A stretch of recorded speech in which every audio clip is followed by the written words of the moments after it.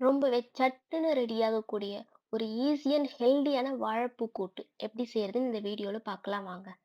அதுக்கு ஃபர்ஸ்ட் நம்ம வாழைப்பூவை க்ளீன் பண்ணி வச்சுக்கிறோம். எப்படி க்ளீன் பண்ணுறதுன்னு இந்த வீடியோவில் கிளியராக காட்டியிருக்கேன். ஸோ அதோட லேயர் ஒன்று ஒன்றா எடுத்து பூவை தனியாக எடுத்து வச்சுக்கிறோம்.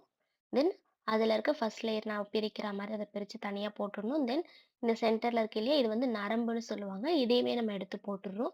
எதுக்காக இதை ரிமூவ் பண்ணுறோம் அப்படின்னா, கட் பண்ணும்போதும் சரி, இல்லை வேக வச்சாலும் சரி, அது வந்து வேகாது. அப்படியே ஒரு மாதிரி நம்ம வாயில தட்டுப்படும். ஸோ நம்ம மென்று சாப்பிட்டாலும் அது நமக்கு நல்லா இருக்காது, கசப்பாக இருக்கும். அதனால அந்த 2 பார்ட்ட மட்டும் ரிமூவ் பண்ணிட்டு, இப்போ பூவெல்லாம் ஒண்ணா போட்டு வச்சுக்கிறோம். தென் நம்ம கிளீன் பண்ணி வச்சிருக்க பூவெல்லாம் வந்து மொத்தமா எடுத்து வச்சு, இந்த மாரி கரெக்ட்டா அரேஞ்ச் பண்ணி வச்சு நான் கட் பண்ணிக்கிறேன். ஸோ உங்களுக்கு எப்படி கம்ஃபர்டபுளா இருக்கோ நீங்க அப்படி கட் பண்ணிக்கலாம். ஸோ கட் பண்ணிட்டு, அத நம்ம வாஷ் பண்ணி வச்சுக்கிறோம். மெயினா ரொம்ப நல்லா வாஷ் பண்ணணும். பிகாஸ் அதில வந்து சின்ன சின்ன டஸ்ட்டு, மண் இதெல்லாம் இருக்க சான்சஸ் நெறைய இருக்கு. ஸோ அதனால ஒரு 2 to 3 டைம்ஸ் இந்த மாரி தண்ணீல போட்டு நல்லா கைய விட்டு மிக்ஸ் பண்ணி கலந்து விட்டு, அதுக்கப்புறம் எடுத்து வேற ஒரு பாத்திரத்துல மாத்தி வச்சுட்டீங்கன்னா, நல்லாவே கிளீன் ஆகிடும்.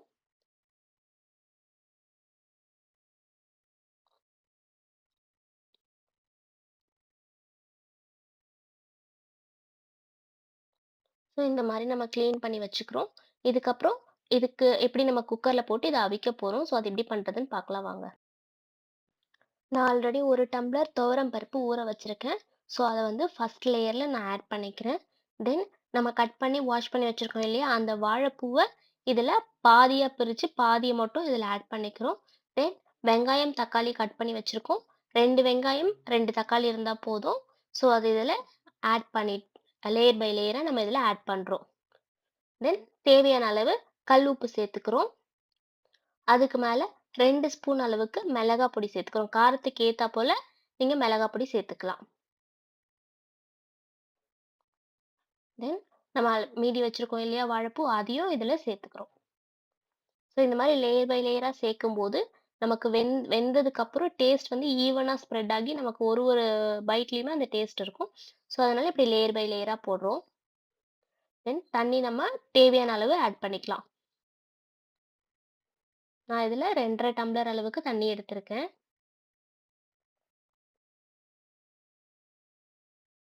உங்களுக்கு கூட்டு நெறைய வேணும்னா தண்ணி இன்னுமே நீங்க ஆட் பண்ணிக்கலாம். இதுக்கப்புறம் குக்கர் மூடி போட்டு கரெக்ட்டா 3 விசில் விட்டா போதும். 3 விசிலுக்கு அப்புறம் குக்கர ஆஃப் பண்ணிடலாம். இப்போ இதுக்கான தாளிப்பு எப்படி ரெடி பண்றதுன்னு பார்த்துடலாம் வாங்க. ஒரு பேன்ல தேவையான அளவு எண்ணெய் ஊத்திக்கிறேன். 1 ஸ்பூன் கடுகு, 1 ஸ்பூன் உளுத்தம் பருப்பு போட்டுக்கிறேன். இது 2மே நல்லா பொன்னிறமா வர அளவுக்கு வறுபடட்டும்.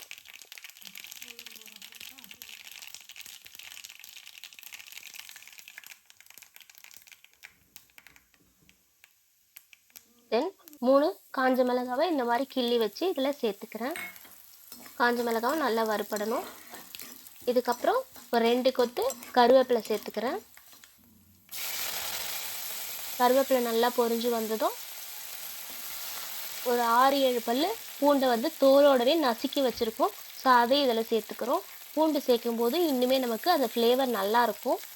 ஸோ அதனால் இடித்து சேர்த்துக்கிறோம். பூண்டோட பச்சை ஸ்மெல் போகிற அளவுக்கு எண்ணெயில் இதை நல்லா வதக்கிட்டு, இப்போ நம்ம குக்கரில் இருந்து எடுத்து வச்சுருக்கோம் இல்லையா, ஐ மீன் குக்கரில் பாயில் பண்ணியிருக்கோம் இல்லையா அந்த வாழைப்பூ. ஸோ அதை வந்து இதில் ஆட் பண்ண போகிறோம். ஸோ நம்ம குக்கர் ஓப்பன் பண்ணும்போது இப்படி தான் இருக்கும். இதை ஃபுல்லாக மிக்ஸ் பண்ணி விடணும். இப்படி அடியிலேருந்து எடுத்து மிக்ஸ் பண்ணி விடுறோம். தென் அதை அப்படியே நம்ம அந்த தாளிப்பில் சேர்த்து நல்லா கொதிக்க வைக்க போகிறோம்.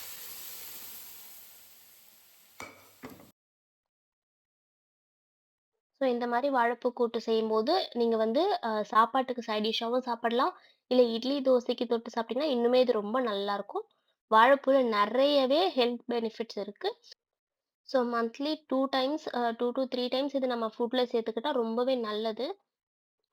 இது வந்து ரொம்பவே ஈஸியா ப்ரிப்பேர் பண்ணலாம். டேஸ்ட் வந்து நீங்க இப்படி கொதிக்கும்போது, உப்பு, காரம் எல்லாம் கரெக்ட்டா இருக்கான்னு பார்த்துட்டு, இப்ப சப்போஸ் உப்பு தேவைன்னா நம்ம அதுக்கேத்த மாரி ஆட் பண்ணி, இத நல்லா கொதிக்க வச்சு இறக்கிடலாம். ஒரு ஹெல்தியான வாழைப்பூ கூட்டு ரெடி ஆயிடுச்சு. இந்த மாதிரி நெறைய குக்கிங் ரிலேட்டட் வீடியோஸ் நீங்க பார்க்கணும்னா, இந்த சேனல மறக்காம சப்ஸ்கிரைப் பண்ணிக்கோங்க. உங்களுக்கு இதில் ஏதாச்சும் டவுட் இருந்தால் கமெண்ட்டில் கேளுங்க, கண்டிப்பாக உங்களுக்கு ரிப்ளை வரும். இந்த வீடியோ பிடிச்சிருந்தா மறக்காமல் லைக் பண்ணிக்கோங்க. தேங்க்யூ ஃபார் வாட்சிங்.